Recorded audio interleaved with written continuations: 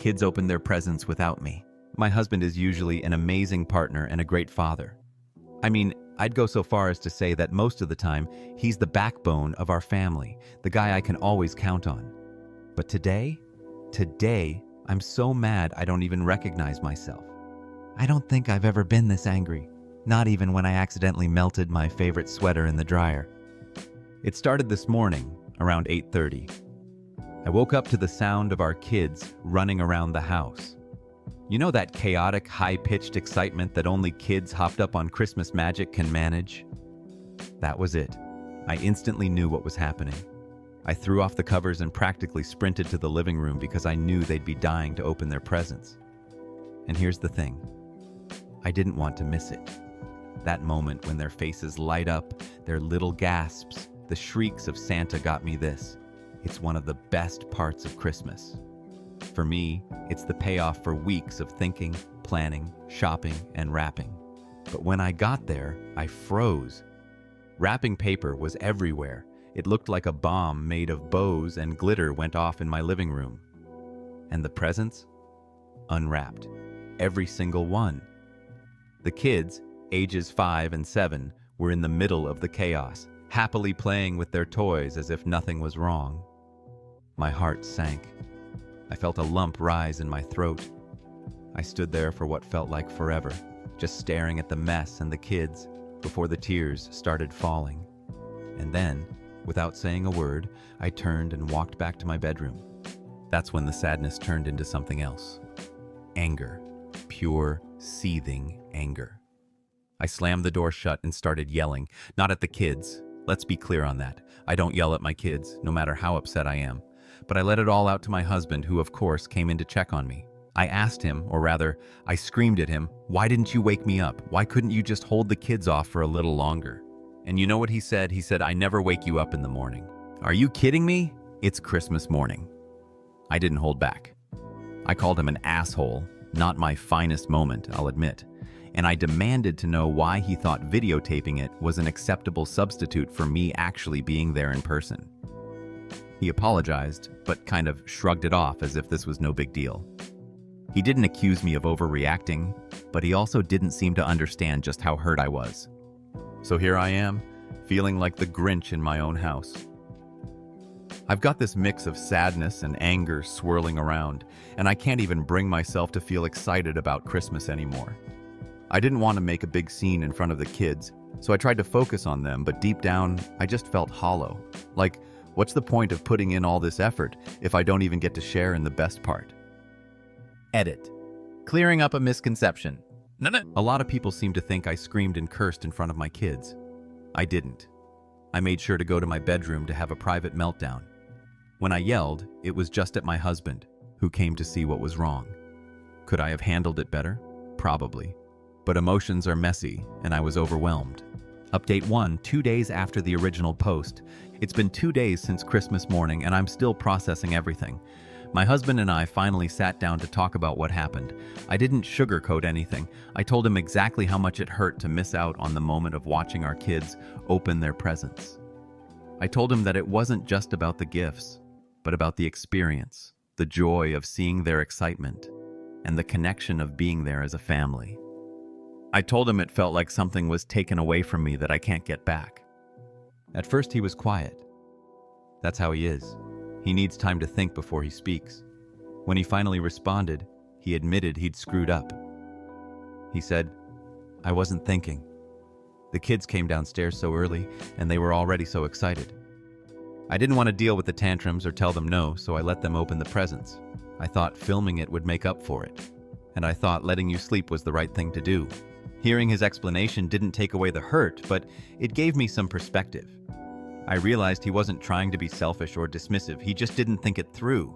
He was trying to juggle the kids' excitement and my need for rest, and he handled it poorly. But even though his intentions weren't bad, I told him it wasn't enough to just say sorry and move on. I told him, "You need to understand that Christmas morning is about more than just the kids tearing through wrapping paper. It's about us, as a family, sharing that moment. You took that from me, and you didn't even stop to think about how it might make me feel." He nodded and said, "You're right. I didn't think. I messed up." I asked him, "What would you have done if the roles were reversed? If I let them open the presents without you?" He hesitated, then admitted, "I'd be upset too, really upset. I didn't think about it like that." That was probably the most honest thing he said about the situation so far, and it helped me believe that he really understood where I was coming from. But even with his apology and acknowledgement, I told him I couldn't just snap my fingers and get over it. The hurt was still there, and I needed to feel like we were actually taking steps to make sure this didn't happen again. So, we made a plan. Next year, the kids will know ahead of time that they can't open any gifts until everyone is up and together. We agreed they can open one small Santa gift if they wake up early, but the rest will wait. He even offered to be the one to get up with them and keep them occupied until it's time for everyone to gather. That plan gave me some relief, but I'm not going to pretend everything feels fine now. I told him, "This isn't just about Christmas morning.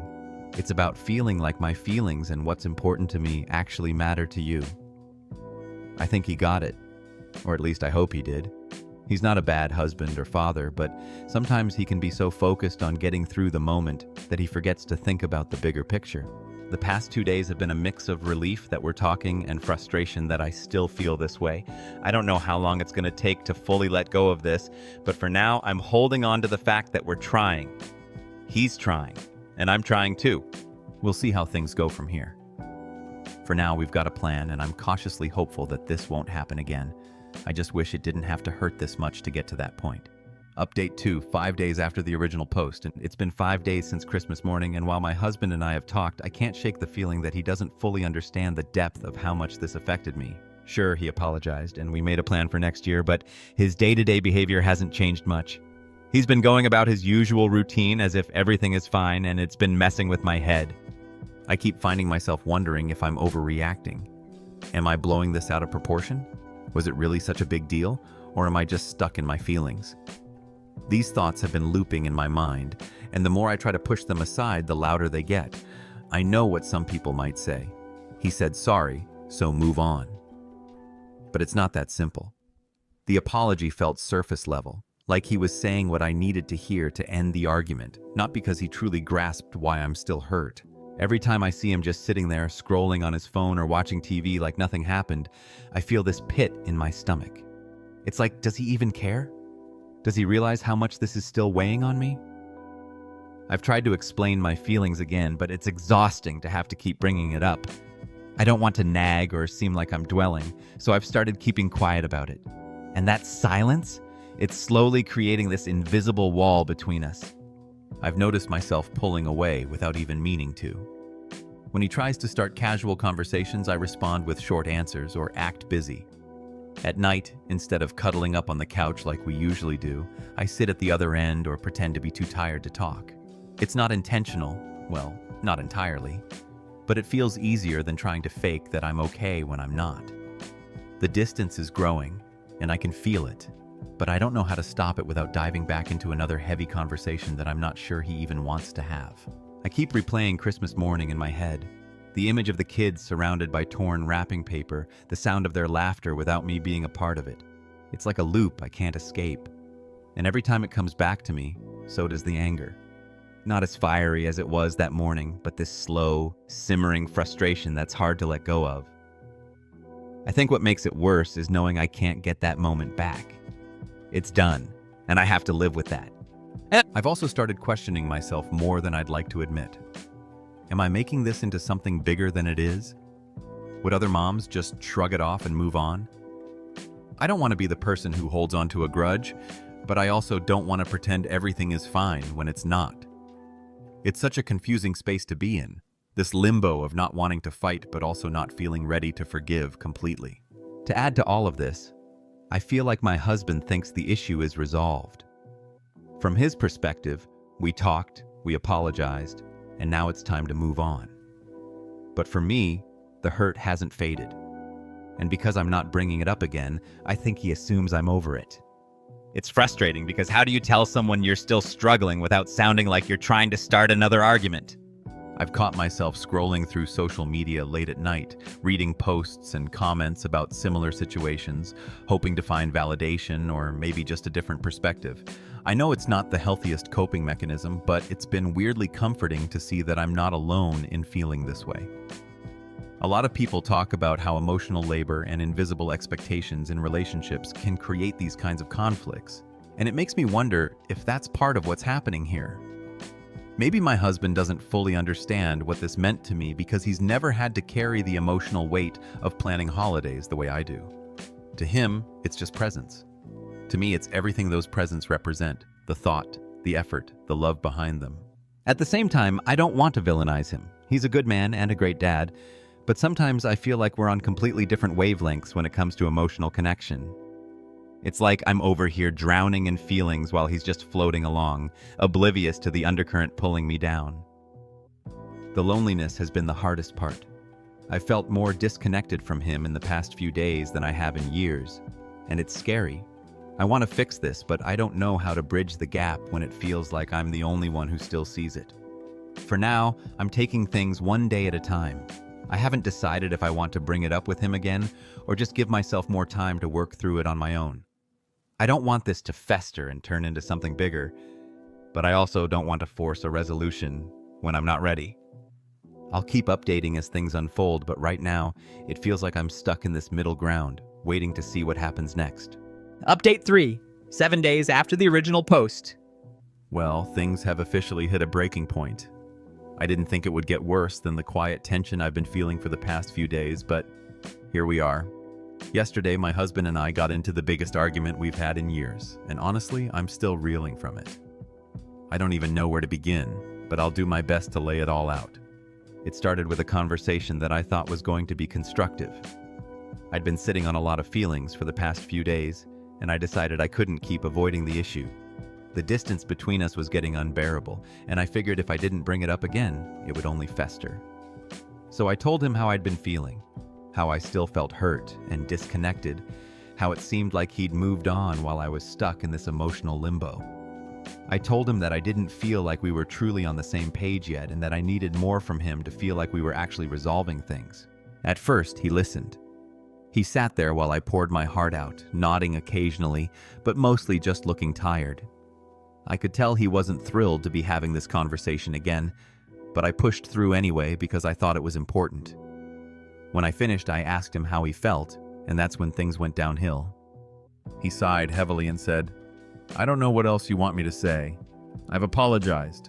We've talked about this. We made a plan for next year. What more do you need? You're making this a bigger deal than it needs to be." Hearing those words felt like a slap in the face. "A bigger deal than it needs to be?"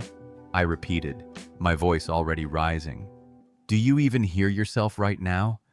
This isn't just about Christmas morning anymore. This is about how you've made me feel like my emotions don't ma." He rolled his eyes, which only added fuel to the fire. "I didn't say your emotions don't matter," he replied. "But you can't keep dragging this out. At some point, you just have to move on." Move on. Those two words were like a match to gasoline. I could feel the anger bubbling up, and before I knew it, we were shouting at each other. I told him he was being dismissive and insensitive, that he still wasn't understanding the depth of why this hurt so much. He fired back, saying that he's been trying to fix things and that I'm the one who won't let it go. The argument spiraled from there, touching on things that had nothing to do with Christmas morning. It was like all the unspoken frustrations we've been holding on to came rushing to the surface at once. At one point, he said something that cut deeper than anything else. "Maybe the real problem isn't what I did. Maybe the problem is that you can't handle your own emotions." I don't even remember how I responded because by then I was so angry and hurt that I couldn't think straight. All I know is that I grabbed my keys and walked out the door without saying another word. I ended up driving to my mom's house. She lives about 20 minutes away, and as soon as I pulled into her driveway, I broke down in tears.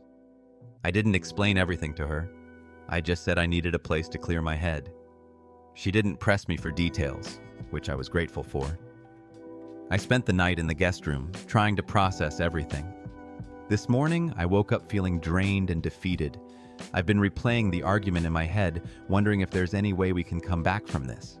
I feel like we're stuck in a cycle where I'm trying to make him understand my feelings, and he's trying to make me stop talking about them. It's exhausting, and I don't know what to do next. Part of me wonders if I should have just kept my mouth shut and let things go, but another part of me knows that wouldn't have been fair to myself. I deserve to feel heard and respected in my marriage. Right now I'm torn. On one hand, I love my husband, and I know he's not a bad person. I know he didn't intentionally hurt me on Christmas morning. But on the other hand, the way he's handled this, his dismissiveness, his impatience with my emotions, has made me question how much he really values me. I hate that we've reached this point, but I also hate the idea of pretending everything is fine when it's not. I haven't decided what my next step is. For now, I'm staying at my mom's, at least for another night. I need space to think about what I want and how to approach this moving forward.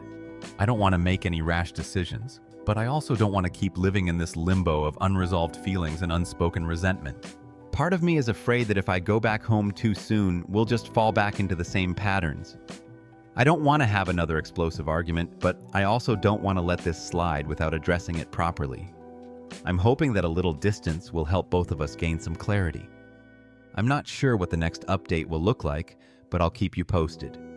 For now, I'm trying to focus on taking care of myself and figuring out what I need to move forward, whether that's another conversation, counseling, or just more time apart to process everything. Update 4, 10 days after the original post. After a few days of being apart, my husband finally reached out. It wasn't just a casual check-in, it was a real conversation. He called me and said, "I've been thinking about everything, and I know I didn't handle things right. I need us to figure this out because I don't want to keep hurting you." Hearing him say that was a relief, but it also brought up a lot of emotions I'd been trying to suppress. Frustration, sadness, and a small glimmer of hope that maybe we could actually get back on track. We talked for over an hour. He admitted that he had been brushing off my feelings because he didn't know how to handle the situation. He said, "I thought if I apologized and we made a plan for next year, that would fix it. But I wasn't really listening to what you needed from me, and I see that now." It felt good to hear him finally acknowledge what I'd been trying to say all along, that this wasn't just about Christmas morning, but about feeling seen and valued in our relationship. He also admitted that some of his reactions during our argument, especially the part where he told me to move on and accused me of not handling my emotions, were defensive and unfair. "I wasn't trying to hurt you," he said, but I realized that's exactly what I did. For the first time in this whole mess, I felt like he truly understood where I was coming from. I told him how much the past week had affected me, how I'd been feeling alone and unsure about where we stood. I told him I didn't want to keep going in circles, but I also didn't want to sweep everything under the rug and pretend it never happened. I said, "If we're going to move forward, we need to do it differently. We can't just keep having the same arguments without actually fixing the root of the problem." That's when he suggested marriage counseling.